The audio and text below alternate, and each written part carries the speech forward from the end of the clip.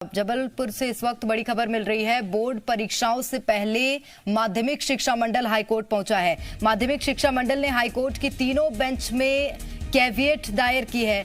10वीं 12वीं की परीक्षाओं में कानूनी अड़चनों से बचने के लिए कैविएट दायर की। 17 फरवरी से ऑनलाइन परीक्षाएं होने जा रही हैं। एमपी बोर्ड की परीक्षाएं ऑनलाइन होंगी।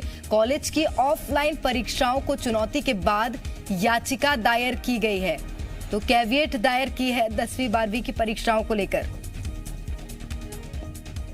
दुर्गेश इस वक्त अधिक जानकारी के साथ जुड़ रहे हैं। दुर्गेश, कैविएट याचिका दायर कर दी है माध्यमिक शिक्षा मंडल ने, क्या जानकारी?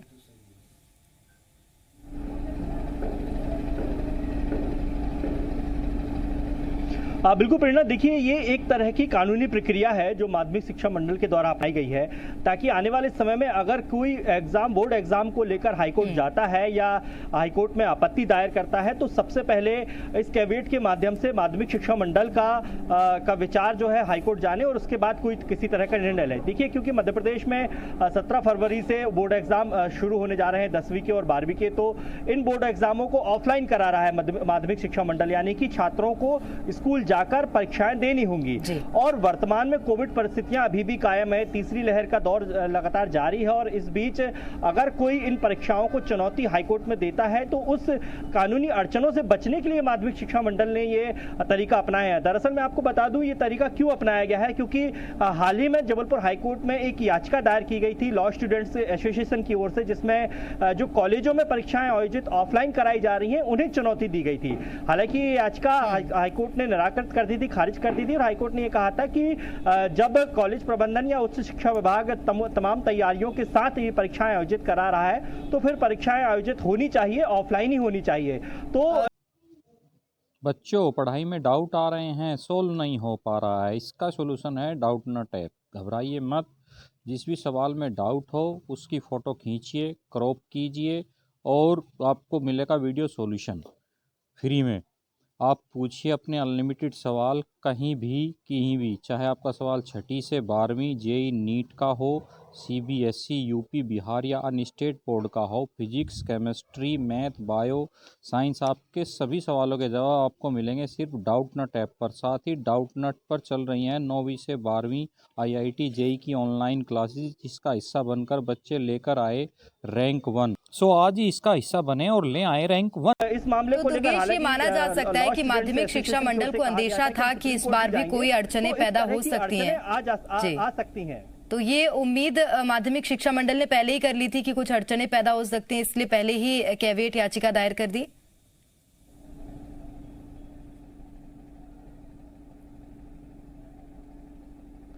बिल्कुल, देखिए आशंका थी, क्योंकि अभी भी जो कोरोना की तीसरी लहर है वो जारी है, और रोजाना भले ही संख्या कम हुई है संक्रमित मरीजों की आने की, लेकिन अभी भी संक्रमित मरीज सामने निकल रहे हैं। ऐसे में बच्चों के मामले को लेकर कोई भी अभिभावक संगठन या कोई भी छात्र या कोई भी सामाजिक संगठन इन परीक्षाओं को चुनौती हाईकोर्ट में दे सकता था, और इसीलिए इस तरह की कैविएट दायर की है, ताकि अगर हाईकोर्ट में ये कोई भी याचिका या कोई भी जनहित याचिका बोर्ड एग्जाम को लेकर दायर की जाए तो उसमें सबसे पहले जो विचार है वो माध्यमिक शिक्षा मंडल से हाईकोर्ट जाने, और इस कैविएट दायर करने के बाद अगर अब कोई हाईकोर्ट इन परीक्षाओं को चुनौती देता है या ऑफलाइन परीक्षाओं आयोजित कराने की प्रक्रिया को चुनौती देता है, तो सबसे पहले माध्यमिक शिक्षा मंडल का ही विचार इस पर हाईकोर्ट जानेगी और उसके बाद कोई भी किसी भी तरह का फैसला लेगी। तो कुल मिलाकर ये कहा जाए, ये प्रेरणा है कि ये कानूनी प्रक्रिया है जो माध्यमिक शिक्षा मंडल ने अपनाई है, ताकि आगे चलकर अगर किसी तरह की इन परीक्षाओं के खिलाफ कोई चुनौती देता है हाईकोर्ट में, तो माध्यमिक शिक्षा मंडल का भी विचार उसमें जाने, उनकी तैयारियों को जाने। क्योंकि देखिए, माध्यमिक शिक्षा मंडल ने अब तक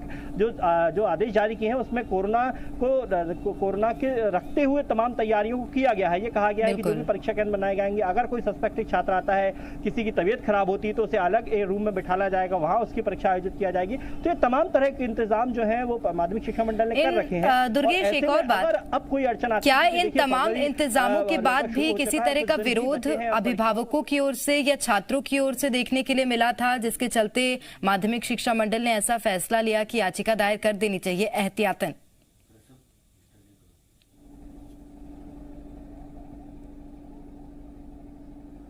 बिल्कुल, ये एहतियातन ही उठाया गया कदम है, क्योंकि देखिए जैसा कि मैंने कहा कि इसके पहले जब उच्च शिक्षा विभाग ने कॉलेजों और यूनिवर्सिटीज़ में परीक्षाएं आयोजित की थी तो एक पिटीशन हाईकोर्ट में लगी थी और उसमें यही बात कही गई थी कि अभी भी कोरोना संक्रमण तेजी से फैल रहा है और ऐसे में छात्र छात्राओं को कॉलेज बुलाकर परीक्षाएं लेना कहीं से भी जायज़ नहीं है, क्योंकि संक्रमण तेजी से फैल सकता है। लेकिन उच्च शिक्षा विभाग ने भी हाईकोर्ट में यही जवाब दिया था कि हमने पूरी तैयारियां कर रखी हैं। अब जब बात स्कूल शिक्षा की जाती है, यानी कि हम बच्चों की बात करते हैं, हालांकि सरकार ने बच्चों का वैक्सीनेशन भी शुरू कर दिया है। 15 से लेकर 18 साल तक के बच्चों को लगातार वैक्सीनेट किया जा रहा है, लेकिन उसके बावजूद भी कई सामाजिक संगठन, कई अभिभावक ऐसे हो सकते थे जो हाईकोर्ट जा सकते थे ऑफलाइन परीक्षाओं को चुनौती देने के लिए। मांग ये रखी जा सकती है कि आप ऑनलाइन परीक्षाएं आयोजित करें, तो ये परिस्थितियां ना बने, निश्चित रूप से। तो अड़चन किसी तरह से पैदा ना हो, क्योंकि जब परीक्षाओं की तारीख अब नजदीक आ गई है और परीक्षाएं होनी है, किसी तरह की अड़चन के बिना ये परीक्षाएं हो पाए, इसके लिए माध्यमिक शिक्षा मंडल ने ये फैसला लिया और कैविएट याचिका दायर की है हाईकोर्ट में। बहुत शुक्रिया दुर्गेश तमाम जानकारी के लिए।